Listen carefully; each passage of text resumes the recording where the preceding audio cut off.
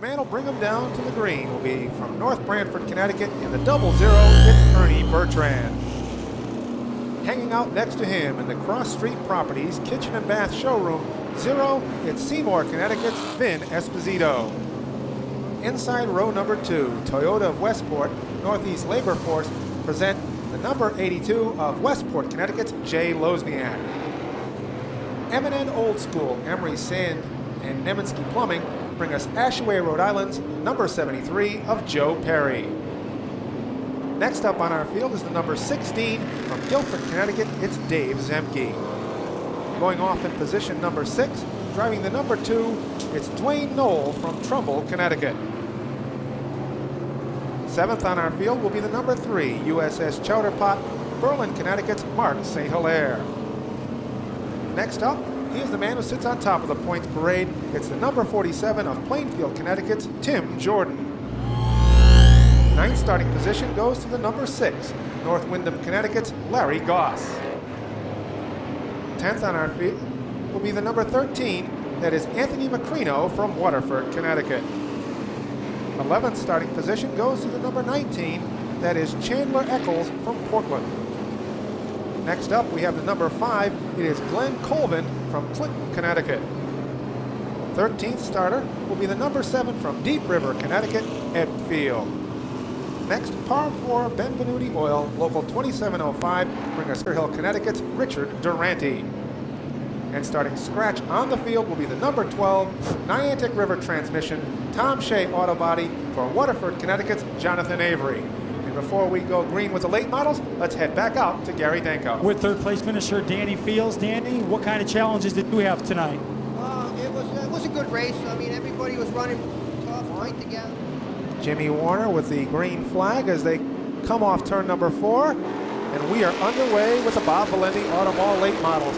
It is Vin Esposito in the blue 0 who gets the early jump, but Bertrand hangs tough, pulls even, and those two go into turn number 3 side by side. Remember, it's only the 3rd time that Jay Lozniak has been in the number 82 car, that ACT machine. He is crowding our leaders along with Joe Perry and Dwayne Out of Control Knoll. They continue to be side by side for the lead. Now Esposito gets a power jump. He will grab that top spot, dropping Bertrand to 2nd, Lozniak in 3rd, and Dwayne Knoll looks to the inside of the 73 of Perry for 4th. Esposito looked like a cork being popped out of a champagne bottle as he was able to get the jump over Lozniak. A driver in trouble is Ernie Bertrand as he fades all the way to 5th. St. Hilaire is able to hook himself underneath the 00, and Timmy Jordan trying for the same move. The 00 of Bertrand continues his slide further back in the field as Jordan makes the pass. Dave Zemke looks to get underneath him. He is under attack as he gets into trouble. It is Bertrand around. He'll grab Zemke as they come off turn number 4. 3 cars. Field crashes into the 16 of Dave Zemke. So Zemke wandered out of the track, and Ed Field came in and really clobbered the 16 car.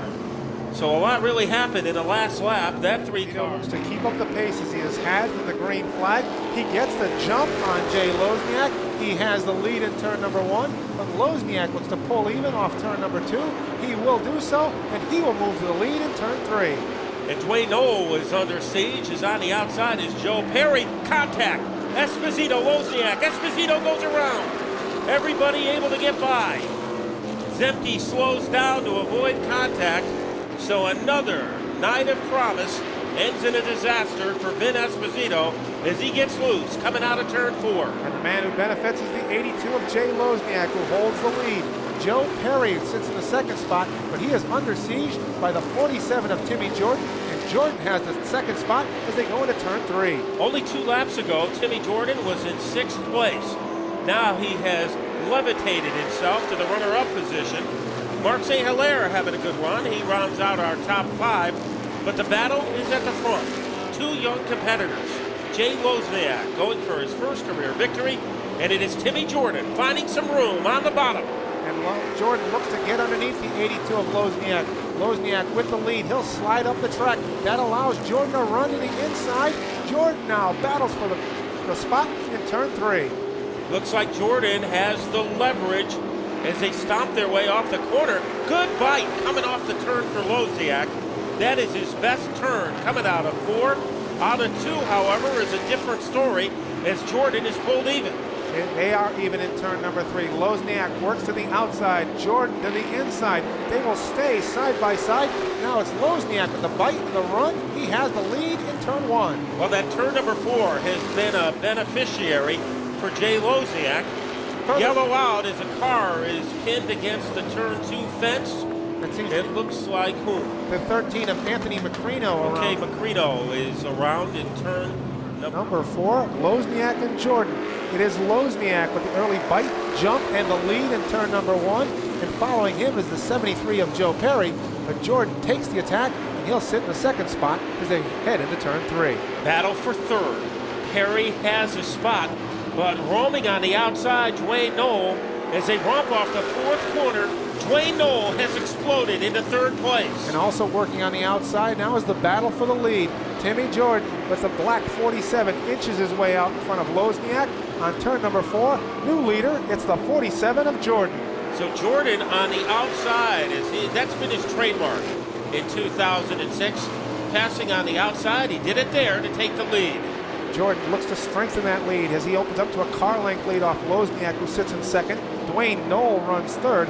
Then we have Joe Perry in the 73 4th, and rounding out our top 5, Mark St. Hilaire in the 3.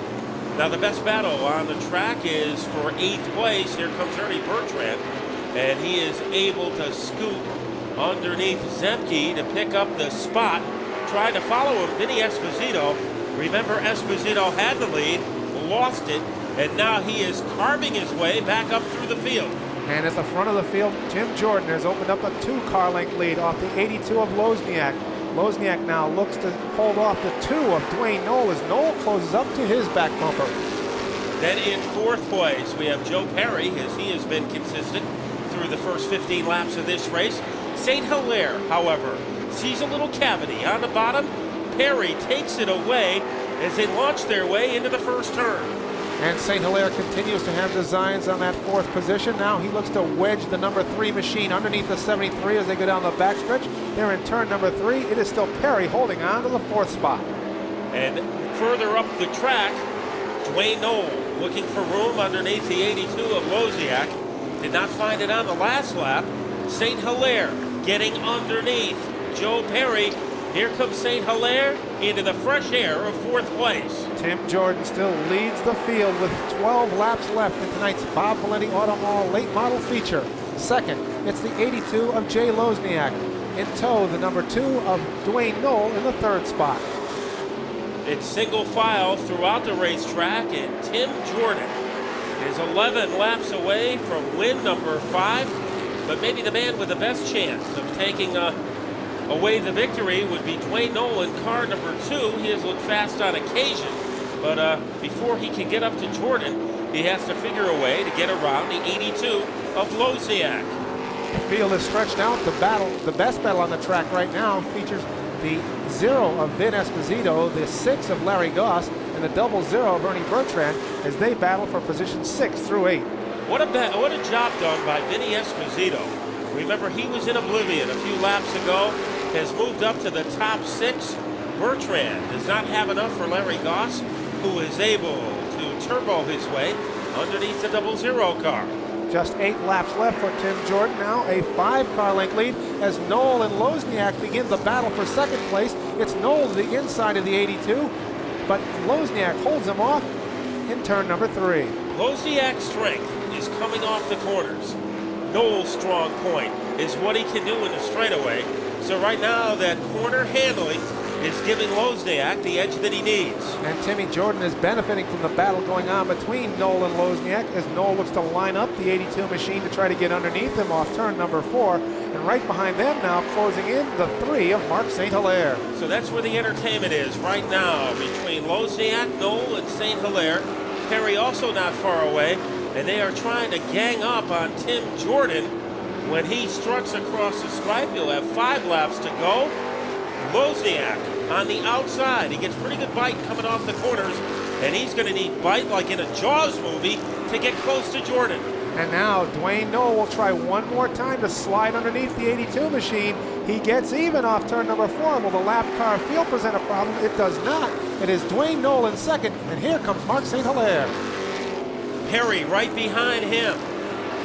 Jordan able to extend his lead as he is up by about 3 furlongs over the 2 of Dwayne Knoll. So Knoll is going to have to really make some magic happen in the final 3 laps to derail Tim Jordan. The 7 of Ed Field drops off and heads to the infield. Tim Jordan off turn number 4 with just 2 laps left.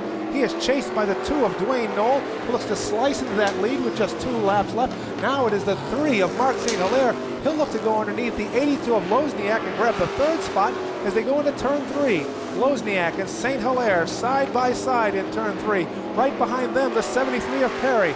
Just 1 lap left for Tim Jordan to strengthen his points lead and take home another checkered flag in the Bob Valenti Automall 8 models. Both St. Hilaire, now Perry, have worked underneath Lozniak, but coming off turn number 4 and taking the checkered flag, it's Tim Jordan. In second is it's Dwayne Knoll. Third will be the number 3, that is Mark St. Hilaire. Connecticut State University, a graphic artist, and once again he painted a pretty picture in our 30-lap Bob Valenti late model feature as he takes a few deep breaths. A great battle for a while between him and Jay Lozniak, but once again his MO to make the passes on the outside. That's what he did to get by Jay Lozniak tonight. And it is win number 5, and he will strengthen his grip on the Bob Valenti Automall point standings. So here he is, getting ready to jump out of the car. The driver of car number 47, Tim Jordan.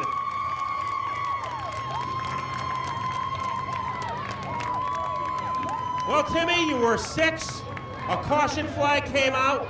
You were able to move up to 3rd, and I think that might have been the big turning point in the race for you. Yeah, we were just trying to get through traffic the best we could. That's what racing is all about.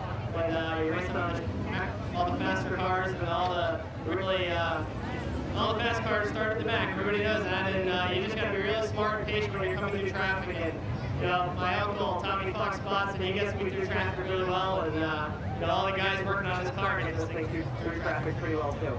And once again, another move on the outside following the restart to get by Jay Lozniak. Yeah, Jay was going really good tonight. That's a good thing for his program, I'm sure. A lot of G cars were fast tonight too, so it just shows you that we really do have a great mix of race cars here, and allows everybody with any type of race car to race here in this division. I think it's fantastic, and got to thank all my sponsors: Mike Murphy, the A-Team, Brown's Auto Center, JJ Custom Design, Bob's Auto. Visit TimmyJordan.com, check for pictures and results. Moroso, Alternators Customs, and my parents, obviously, for letting me live my dream. Well, if you check out www.TimmyJordan.com, you're going to see a picture of a man with a smiling face after winning his 5th win of 2006, Tim Jordan.